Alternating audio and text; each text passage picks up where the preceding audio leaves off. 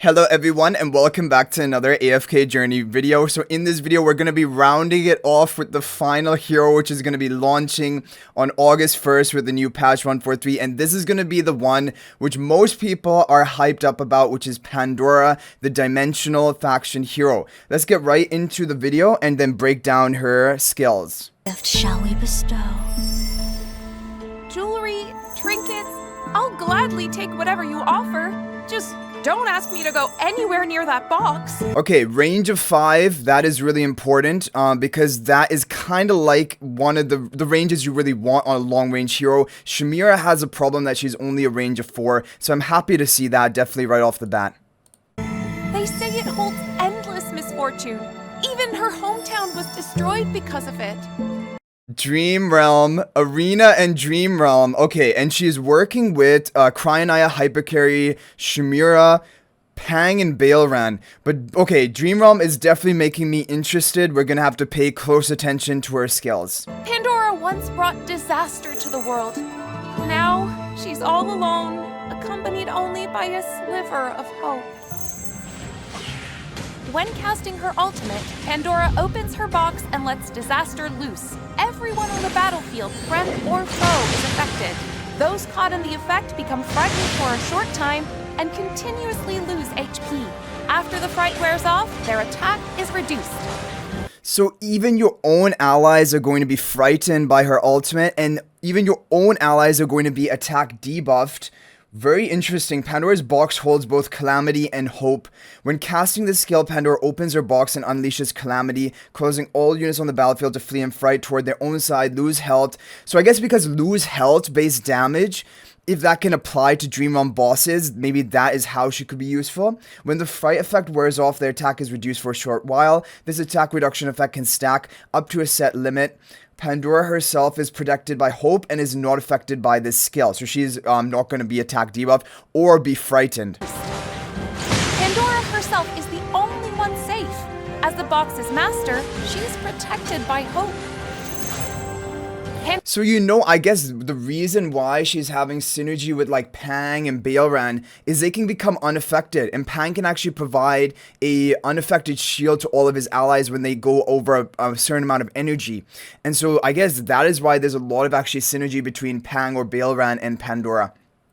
Okay, Box Blessing is her skill, I guess skill 2. When a battle starts, Pandora pulls the rearmost ally, so here Cryonaya, into her box, making them invincible but unable to cast skills. Meanwhile, she restores their energy per second. After a short while, the ally is released from the box with an attack boost. This is crazy. This is like maximum protection for a Hypercarry, getting them all set up to then just cast their ultimate. Pandora can also pull the rearmost ally into her box, tucking them away under a warm blanket of hope. While inside the box, the ally is invincible and recovers energy. Yeah, and they are completely untargetable. They're not even on the map. But then she's going to spit them out with the full energy. Even Cryonaya, who starts, I believe, at 0 energy, is going to end up coming out at the full 100 energy ready to cast. And she's going to get that attack boost as well. Over time, after a little while, the box releases the ally and boosts their attack. Like, this is an insane ability. This is absolutely insane. I can even see it working with Bailran, because like Bailran's biggest problem is the fact that at the beginning of the battle, he needs to ascend. He needs to charge up enough health to ascend. And so maybe this, for example, like protection at the beginning could give him enough time. I don't know if he can recover HP while in her box or not, because he has that own like self HP regeneration. Either way, this is going to be very good support for Hypercarry heroes. However, even hope has its price. Use the box too much and it will turn against you. Every time Pandora casts her skill, she restores some HP and energy to the ally released from the box. Tainted Tribute skill, passive. Each time Pandora casts her skill, she restores HP and energy to the ally released from the box, or even HP, so that's good for Bailran, for example. In the meantime, so she's gonna keep healing or providing energy to that hero even after they exit the box, right? In the meantime, the box unleashes a corrosive force called Corruption, permanently increasing damage taken by Pandora herself, and one random enemy that's not yet affected by corruption, so she's going to spread this corruption. Pandora's own corruption stacks up to a set limit, while the enemy's corruption does not stack. Okay, so the weakness here is that she is going to then become easier and easier to kill as she gets more stacks. However, the opponents, you're going to apply corruption basically one by one onto all of them. Maybe that's also why she could be good for Dream Realm. If this is enough of like, you know, a damage amplification debuff, like, you know, Rainier's debuff is 25% bonus damage dealt to the boss. If the corruption of Pandora is 25%, you know, she could already potentially replace Rainier. So I don't know exactly how much this is going to be. But in return, the box keeps unleashing a corrosive force called corruption, causing both Pandora and a random enemy to take more damage for the rest of the battle. When Pandora casts Tainted Tribute, she inflicts debuffs on the enemy based on the number of corruption stacks she carries. Wow, so when she stacks her own self to higher corruption stacks, she's going to inflict more debuffs with the active of Tainted Tribute, and the debuffs will reduce haste, energy recovery, vitality, or make the affected unit's normal attacks miss their target, blinding them. These effects do not stack and prioritize enemies not yet affected. So she's also a debuffing queen, which is really good for PvP as well. A free gift after all. With her exclusive skill unlocked, the box stays on the battlefield even if Pandora is defeated. Okay, so her exclusive skill gives her, even if she dies early, it doesn't matter because at least her box is going to be on the field and providing something. If Pandora's, so Eternal Legacy, if Pandora is defeated, her box remains on the battlefield, is unaffected and indestructible, meaning probably just untargetable. Like, you know, Athalia in your Lance form, she cannot be killed. It might be something like that. It also has a high energy cap and recovers energy every second. At maximum energy, the box can cast Pandora's ultimate. And the ultimate fears enemies as well as your allies, provides the attack debuff to both enemies and allies, right? Remains unaffected and indestructible. At max energy, the box can cast Pandora's ultimate on her behalf, inflicting debuffs on everyone on the battlefield. But I don't see it. There was no attack debuff inflicted by the box. It was some other form, like just looked like corruption or something. Yeah. Battlefield. Even if Pandora is gone, the box keeps fighting, as if it's carrying out her will. That's unusual. So definitely the box will have synergy with stalling heroes or heroes who have a great amount of survivability. Again, something like Baelran is really coming to mind because Pandora can just keep frightening them, fearing, and Baelran becomes unaffected after ascending. I actually think Pandora and Baelran combo is going to be pretty strong. Hope and disaster always seem to travel in pairs. When Pandora opens her box, no one is safe.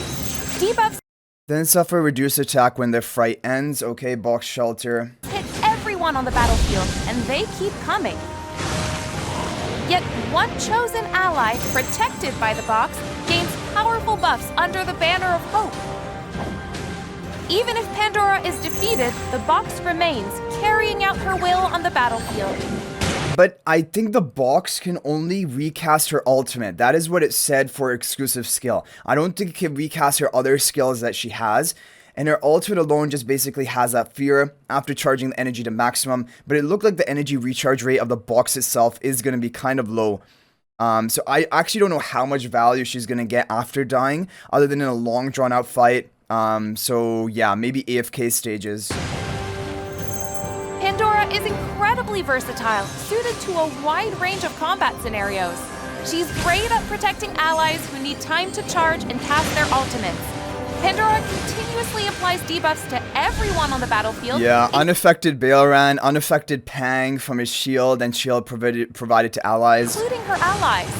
Units that remain unaffected can thrive in this environment, even if Baelran. I know Saida is coming as well, and definitely there's going to be synergy between Pandora and Saida because, like, Saida really needs to get going early on. She needs to cast that initial ultimate. So by boosting her and getting that free ultimate cast off, then she can really snowball. So definitely Pandora is going to have synergy with Saida, but I also think Pandora is going to have great synergy with Baelran, making him even more powerful, and definitely also with Cryonite and other hyper carries. Pandora is defeated, her indestructible box remains a powerful force on the battlefield, especially in long fights. Yeah, A long mysterious fights, right? gift that That's what I was saying. Long fights, AFK stages, or just really like bruiser type fights if you're doing that for PvP. misfortune wherever it goes, hope and ruin locked in a tangled waltz, and who knows what lies ahead for the people of Hesperia. Okay guys, so overall, I am a big fan of Pandora. She's looking like a powerhouse for PvP. Dream Realm, there was only one ability that has HP loss damage, which I think is her ultimate. And we have to see how high is that damage going to be. Is it going to be relevant enough for Dream Realm? Because otherwise, I don't see how she's going to be good for Dream Realm. She attack debuffs even her own allies. That's going to reduce your own damage being dealt. So it must be, I don't know. I'm not seeing her honestly for Dream Realm. I definitely think PvP she is going to be a beast. Probably the best support we have for PvP. That protection of an ally at the beginning of the match, 3 seconds of invincibility. Then they come out of the box with attack buff and 1,000 energy ready to cast their ultimate.